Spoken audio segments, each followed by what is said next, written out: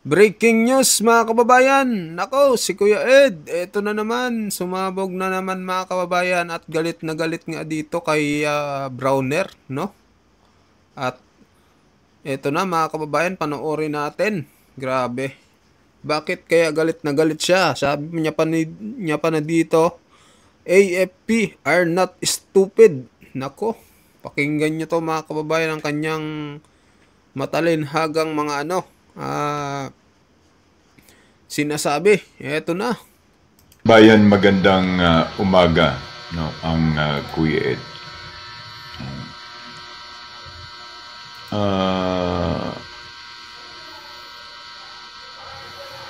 Meron po tayong nalaman, detailed and info, na appropriately budget is concerns of 15 billion insight para po sa Sandatahan Lakas for the AFP for a general comprehensive project all over the AFP amounting of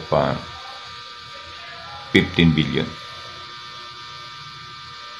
Please bear in mind, Mr. Brownie,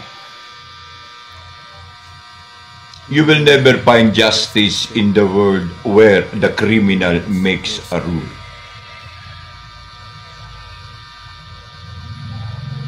General Browner or Brownie, Nako, be reminded. Yan ba ang rason kung bakit parang ikaw ay hilong talelong at ikaw ay parang natatalian?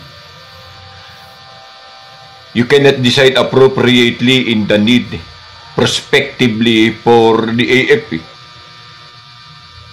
to defend our people, our country against an enemy whatsoever. It is a law prescribed, and we oath of that kinds of law. We oath that we, as a soldiers of the Filipino peoples, protect the dignity and the freedom of this country, our people, and our loved ones in case of war or peace. This oath remind us as being leader of the armed forces of the Philippines. But the shadow had been caught in another side of colors. General Brownie. And that is the reason why you did not act in the shouts, in the voice of our people. And that is the reason why. Remember this one. You came from the Philippine Military Academy. Your budget during that times came from the taxes of our people. Until now. But you accept the paid remark of this traitor administrations of this goddamn government under Marcoses and their crony. Sa palagay mo ba, Mr. Brownie, you follow the rules, you follow the law, you protect the people, our country, is stated to our Constitution? I will not waiting for your answer, Sana Bagan. But you did wrong. You have only one split time and chances. Choose your right as a leader, as an officer and men in uniform. Respect the pledge that the dignity and courage you owe in our flag. you accept the Constitution of the Republic of the Philippines. We are waiting for your decision.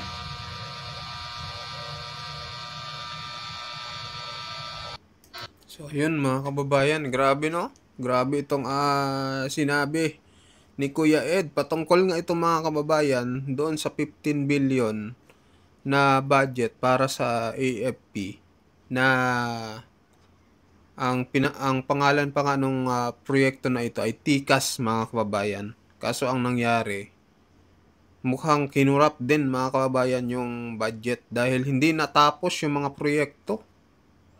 Yung iba pa nga, poste lang mga kababayan. Sa loob ng 2 taon, 15 billion mga kababayan ang nasayang. Grabe, kawawa yung mga sundalo. Pati sundalo mga kababayan ay ginago. Talagang nakakagalit ito mga kababayan. Kung kayo, ano opinion nyo dito? Na imbis sana mga kababayan, itong AFP natin ay tinutuunan ng pansin kasi ito yung magtatanggol sa atin balang araw mga kababayan kung kasakaling magkagera man. 'Di ba? Kung nabigyan ito ng budget na maayos at nabigyan ng mga armas, nagkaroon ng mga magagandang equipment no, yung AFP, hindi sana 'di ba? Maganda yung yung magiging buhay nitong mga AFP personnel, itong mga sundalo natin. At syempre, 'di ba? Tagapagtanggol din natin ito sa mga terorista, mga kababayan. Pero ganito ang nangyari. Kahit yung mga sundalo ay ginago din nila mga kababayan. Grabe ang nangyayari ngayon sa Pilipinas. Kaya nakakagalit. So panoorin nyo ngayon ito mga kababayan, yung Committee on Finance patungkol nga sa budget of the Department of National Defense. Nilalakay din ito mga kababayan. So ito na. Housekeeping questions. And Yes, Your Honor. this is on the topic of the TICAS projects. Yes, Your Honor. And I'll just flash on the screen. Nakita ko sa budget na merong 3 billion for 2026 for TICAS projects. And then for 2025 is 4.6 billion. But from 2019 up to now, there are about 944 projects. And then I saw in the last few years, pababa yung completion rate, meaning yung natatapos versus budget. No? Yes, Your Honor. So, Mr. Secretary, can you discuss with us, ano itong TICAS projects? Etong TICAS projects po ay projects na ginagawa ng DPWH para sa Armed Forces of the Philippines. And then nakita ko yung mga projects, mga barracks, Mga ano po? mga maliliit na facilities in the bases. Yeah. Yeah, and the completion, as you know, Your Honor, the amounts also were gradually being reduced through the years. And for this year, Your Honor, we propose that this be scrapped already and all the implementations be done by the DND-AFP. Secretary, because I also saw, we asked for some updates from the department. Nakita namin, for example, to slide 114, meron nakasulat construction of multipurpose building, tag as completed, pero mukhang hindi pa siya completed. No? Yes, Your Honor. Construction of multipurpose 72,000 completed.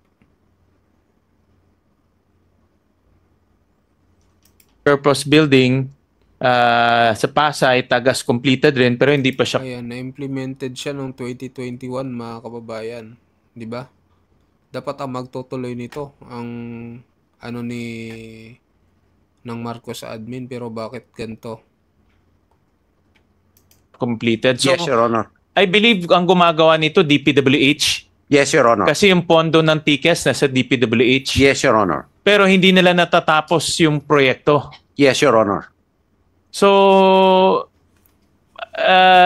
sayang naman yung building kasi nandyan na yung building pero hindi nagagamit for the purposes of And the department. And ano po, ang wala pa pong validation kung structurally pwede namin gamitin o hindi. Kaya yung remedyo po dyan ay sisiyasatin ho namin na mabuti. Ang mga projects na to at we will report to the committee. Actually, we have already the inventory we are willing to submit, and we will talk with Secretary Dizon what the remediation for this will be to include. Ba't grabe no mga kababayan no? Ang laki ng budget, 15 million, di man lang natapos to sa 2 taon. Grabe. Filing of appropriate cases against the responsible people. Mr. Chair, I wonder why it was not finished. That was before your term, right? Was it Yes, Your Honor. a congressional insertion funded once and then not anymore approved in the next years? Or was it your NEP budget, but because you do not implement projects, you gave it to DPWH? May we know, please, Mr. Chair? Sorry. Your Honor, I reached the TCAS already as an existing program. And if you notice, these are moral items or non-essential items. For example, a construction of a firing range, drainage system, which is essential. But these are not part of the core infrastructure-based developments program. So most likely these were accommodations made, no, depending on the area. Nonetheless, this does not fall in line anymore with our strategic basing and operational security requirements for hardened structures. And henceforth, this will not be pursued anymore. Yet, recovery must be done. Secretary, ilan ang ganitong projects yung uncompleted? Because I also have some... Nasaan yung total? Akin na. Itong slide 115, Carla. Kanina, ang completed. Yung slide 115. Hindi. Yung buo. Yung Kagaya nito, Secretary, sa construction of Typhoon Shelter, hangar for wing aircraft sa Pasay. Wala Completed pero hindi pa complete. Walang bubong. Ganito, Your Honor. You know, sometimes hindi natutuloy ang funding. May gagawa, sabihin na natin, may magi-insert for year 1. Hindi na itutuloy. Hindi matatapos. Ngayon, that's the reason. So, hindi natatapos dahil karamihan. For example, nalaman ko sa Scout Ranger for the construction of the barracks, yung first year lang ang napondohan. The next year, wala na. Kasi by phases yung completion. So bagamat completed ang first phase dahil yun lang ang pondo na na-release, hindi completed yung project. So suma total, sayang pa rin ang pera. Dapat po, dinedesenyo ayon lang sa year na yun at wag mag-anticipate na ilang floor kung yun lang first floor ang Hindi, kaya. ma'am. Ganon. Kompleto ang disenyo, pero ang funding, chop. So first year, 10%. Second year, hindi na natutuloy sa second year yung funding. So bagamat, you know, whatever it is, sabi mo, completed yung phase 1, pag hindi na complete dahil walang pondo yung total project, you end up with a decrepit eyesore. Secretary, yung department ba has no say on the projects that should be funded? Kasi sana maganda, tapusin na lang. Let's say you spend 100 million, 200 million, pero tapos yung project kaysa 16 million, hindi naman tapos yung project. The problem is these these oversight are okay, but these are below the bidding minimums that the department enters into. DPWH, you mean? No, D&D. Okay. Hindi dumadaan sa aming ano, but nonetheless we have supervisory authority and we will not allow these things to happen anymore unilaterally.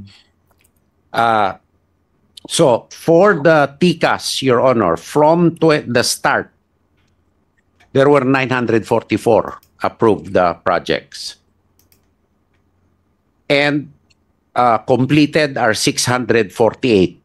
Now, with the caveat, the completed are as funded and not necessarily meaning a functioning project. And that's what we need to go into right now again. Yes. Because ang tag ng DPWH completed funding for funding purposes. Opo. But hindi Dahil niya yun lang ang na-release sa pero DPWH. hindi magamit ng department ng DND because hindi siya operational. Hindi. Yeah. Dahil po, ito ay congressional initiative or somehow, first year lang ang napondohan. Hindi na natuloy. Tapos hindi na re-elect yung congressman. Wala na. Wala na magpapatuloy. Wala na. So, with that, Mr. Chair, I'd like to request the DND to give us the previous allocations. The 4.93 billion in 2023. Ano po itong 4.9 billion na ang DPWH ang dapat magtatag? Ano po ang nagawa, hindi natapos, or Yes, pending? We will In request 2024, for 5.1 B. And then 2024, ma'am. Yes. Ang amin It says here AFP level 4.3. 4.3 yung nasa akin, ma'am. according to LB Remo, ours is 4.9, but kindly check in 2023, that's billion. 4.3 pa mga 5.1 nasa akin sa Yes. 2024. So we have to check the figures. 5.1 billion in 2024 and 5.7 billion in 2025. That's more than 16 billion. 2025, ma'am, I have 4.6. Okay. So there's a difference in our numbers. We just check, but Yes, we ma'am. make We'll a request reconcile. for a list and the status of those And infrastructure the good part projects. in 2025, ma'am, 81 are to be started out of a total of 96. So we'll stop. Sabagay, kasi yeah. We'll stop it already. So we'll see. Pero Kaya inawatan na rin namin, ma'am. but for your 2026, there's another 3 billion allocated under I-scrap na natin, DPWH.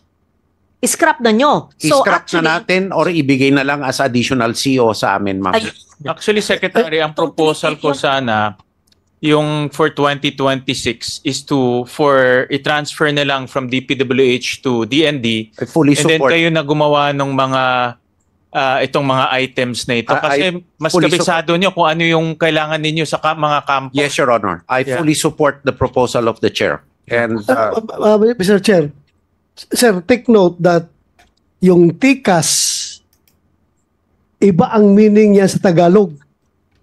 Iba naman ang meaning sa Bisaya. Pag sinabi mong TICAS, iba TICAS, pahinga. Matikas ka.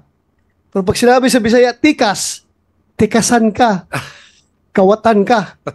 Yung tikasan. Oh, yan ang meaning ng TICAS sa Bisaya. TICAS. Pinaringgan. You're a cheater. Cheater, TICAS. Cheat. takaw sa Meaning cheat yan. TICAS. Kaya Oh, tanggalin na po natin. Tanggalin na yan dapat. Tanggalin na po natin. So Secretary, for 2026, we'll transfer the 3 billion to Thank you DND. very much, Your Kayo Honor. na bahala kung tikas ulit o ibang No, pangalan na kasi Your di Honor. yata No maganda more. yung tikas. No more. Oo, di yata No more, maganda. Your Honor. So yun mga kababayan, anong masasabi nyo dito sa corruption na ulit na ito na nangyayari po sa sa AFP. So mag-comment kayo mga kababayan, mag-like at mag-subscribe sa ating channel. Sa mga bago, pa-subscribe po mga kababayan. Maraming salamat po. So kay kay Kuya Ed, ano masasabi niyo doon sa kanyang statement? At binanatan nga ang AFP chief ng ng Armed Forces of the Philippines na si Browner. So mag-comment kayo mga kababayan. So maraming salamat po.